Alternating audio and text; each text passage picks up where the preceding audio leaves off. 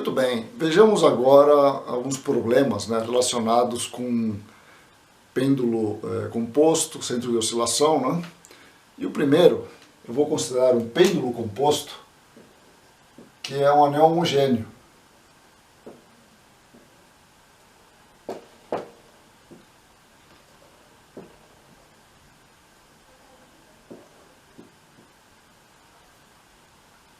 Então, de modo que temos aqui o eixo de rotação e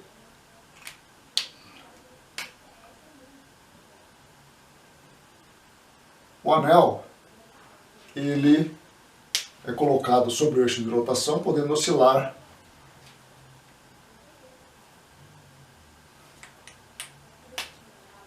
em torno aqui da vertical, dessa forma, né?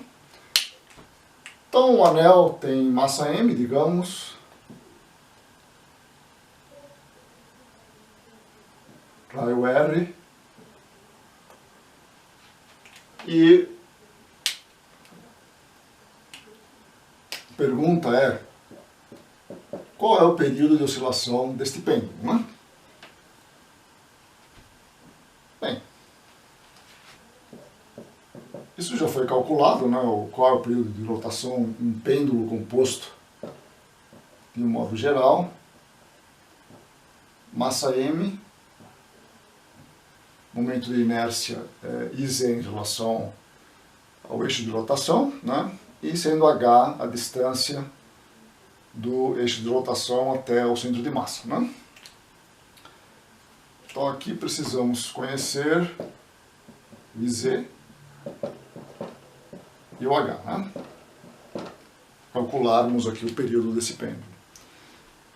Bem, o H, né, podemos calcular usando a simetria desse pêndulo, né?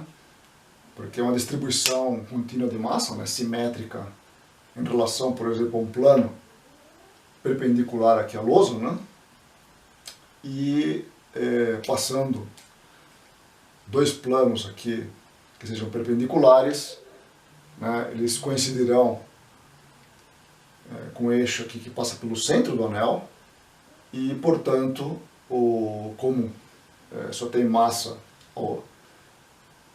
aqui no plano da lousa, né, o centro de massa estará localizado exatamente no centro deste anel, né? Então, dessa maneira, temos que o H é igual a R, né? Vou colocar aqui do lado o raio do anel, né? Quanto ao momento de inércia Z,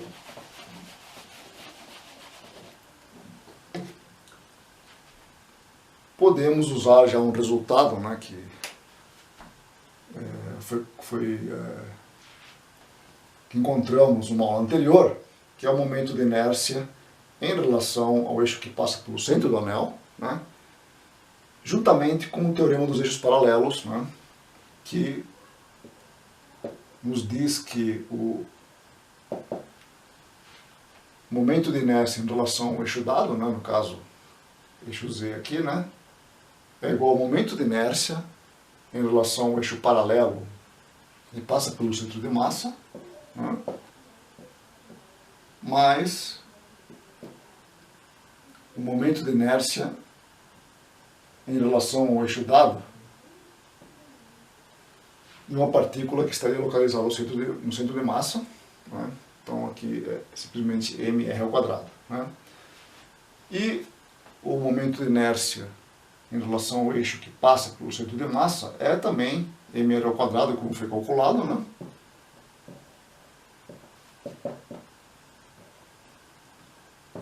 Então esse momento de inércia é simplesmente 2mr ao quadrado, né? Então, dessa forma, o período de oscilação deste pêndulo, para pequenas oscilações, né? Lembro disso. Novamente, vou escrever aqui Z sobre M HG, isso aqui vai ser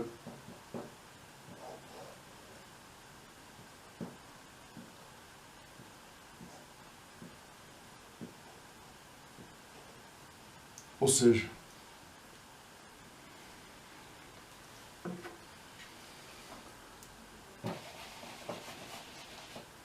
escrever aqui em cima, resultado final, né?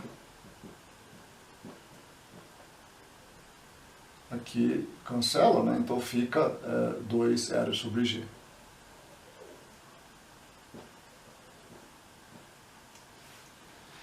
Bem, então esse é o período desse pêndulo, né? E aqui, né, vale a pena observarmos, né, que podemos fazer a seguinte pergunta, né?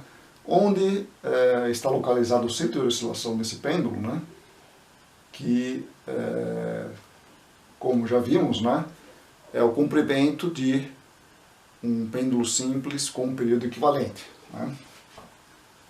Então,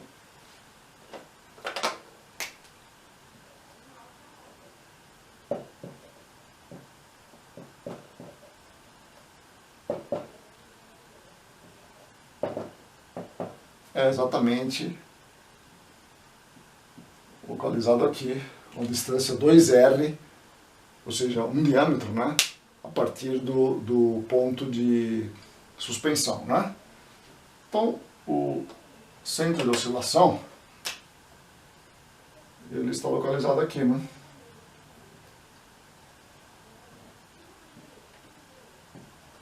Certo? Extremidade oposta aqui desse anel. E como vimos, né, se suspendendo o pêndulo pelo ponto que é o centro de oscilação, né, o novo centro de oscilação passa a ser o centro de oscilação anterior, né, desculpa, o ponto de suspensão, né, o novo centro de oscilação passa a ser o que era o ponto de suspensão, como foi visto num exercício na aula passada, né? Certo? Bem, vamos ver agora um problema que está relacionado com o conceito de centro de percussão. Centro de percussão, ele é conhecido na prática, né, por jogadores de esportes de raquete, por exemplo, tênis, squash ou tacos, né, como beisebol, nos quais você usa uma raquete, por exemplo, para golpear uma bola, né? E com isso, na hora da batida, né, o jogador sente o efeito maior ou menor dessa batida, né? Então, existe o chamado sweet spot, né, que é o ponto, né, ali nessa raquete, né, no qual você deveria bater, né, para ter um golpe mais suave, né? Então vamos ver como fica isso do ponto de vista de dinâmica de um corpo rígido, né? Centro de percussão.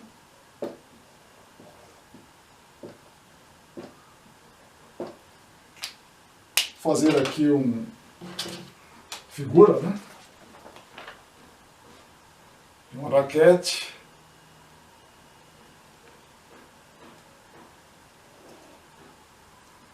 Cabo da raquete, né? Acordamento.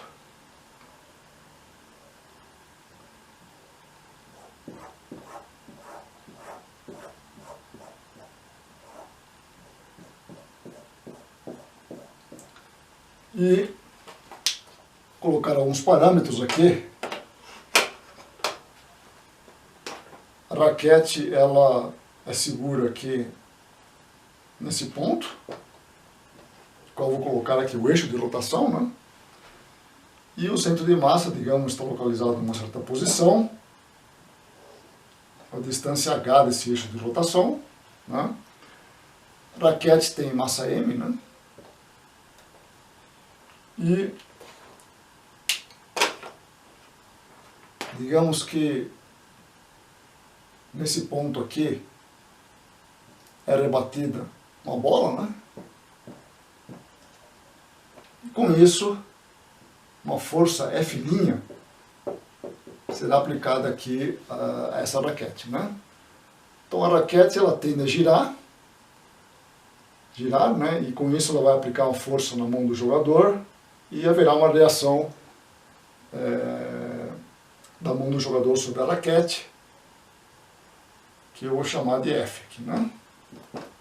Força F. Esse ponto da batida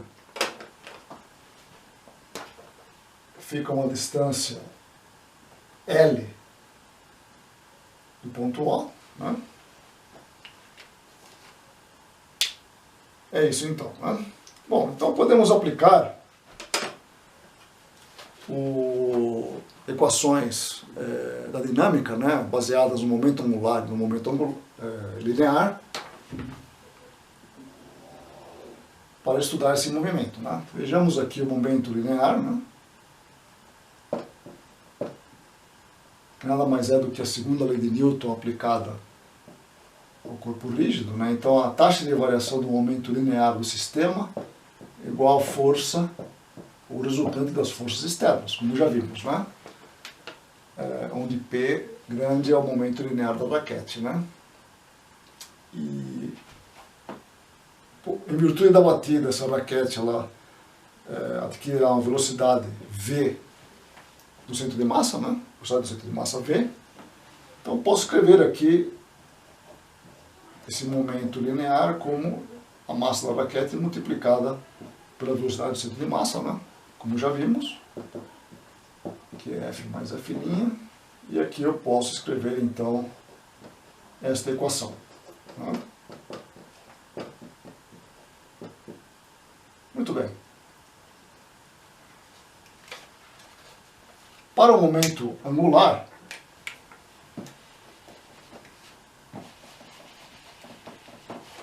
nós vemos que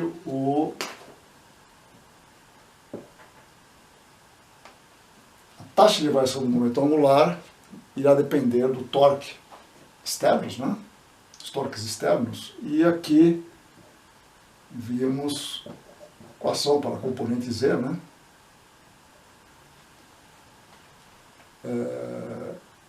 De modo que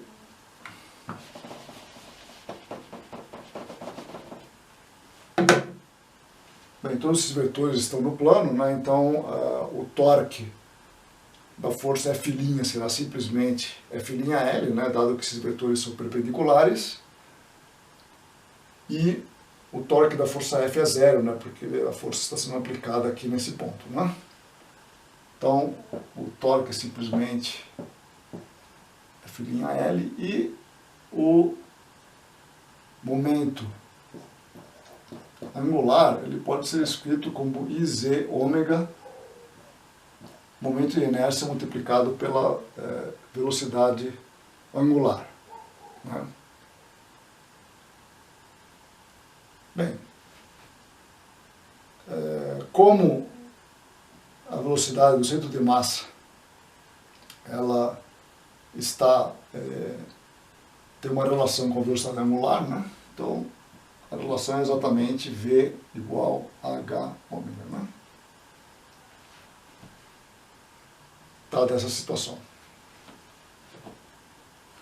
Com isso, vou apagar aqui, né, essa figura. Já usei o que eu queria, né? Podemos, então, escrever aqui essa equação, né? O IZ, no lugar do ômega, V sobre H, né? Então aqui fica IZ sobre H, dV dt, igual F'L, né? Essa equação aqui. E então podemos usar agora essas duas equações para eliminarmos, né, o dV dt. Ou seja, eu posso escrever dV dt como F'L H dividido por IZ, e substituir essa outra equação, né? Então, M filinha LH sobre IZ igual a F mais F', certo? Muito bem. Qual é o nosso objetivo aqui, né? É que a batida seja o mais suave possível, ou seja, a força sobre o braço do jogador, né, seja a menor possível, né? E numa situação ideal, né, a força F teria que ser zero, né? Então nós queremos que F seja igual a zero. Então a condição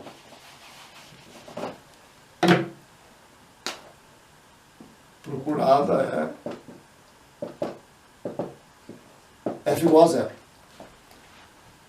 Com isso, né, podemos então escrever aqui a seguinte relação, né? F' MLH dividido por IZ menos 1 igual a zero. E esta relação, né, como F' isso não pode depender de F', né? Na realidade, para garantirmos isso, né, temos que ter isso aqui igual a zero, ou seja, L igual, né, passando para o outro lado, né, IZ dividido por MH. Né? Então, esse é o resultado, né? E significa o que isto, né? Que L, né, lembra que é o ponto da raquete ali em relação ao ponto O, né? De batida da bola, né? Então, se a bola for rebatida a uma distância L do ponto O, né, então você terá aquela batida mais suave, né?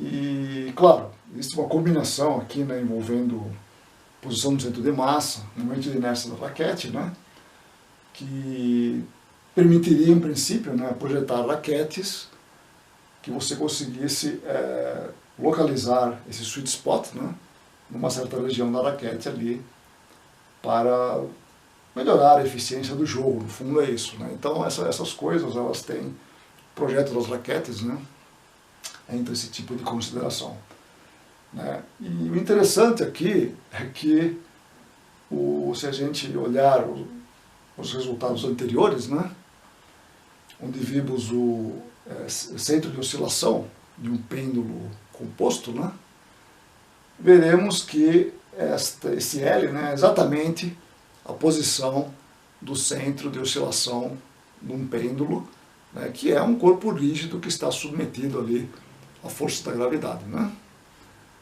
Então é interessante, né, como essas coisas elas surgem, né, em problemas que assim diferentes, né?